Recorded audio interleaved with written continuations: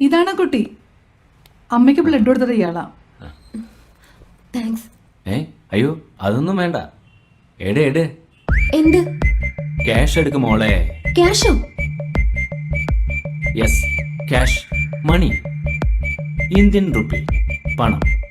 മനസ്സിലായില്ല? എത്രയാ വേണ്ടത്? 1000 രൂപ, 1000 റുപ്പീസ്. ഒന്ന് നിൽക്കൂട്ടോ, ATM പോയിട്ട് വരാം. ഓക്കെ.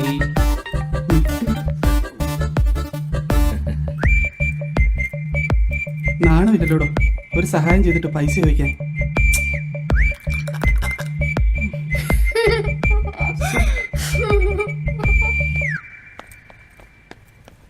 ഡോ ഒന്ന് നിന്നേ.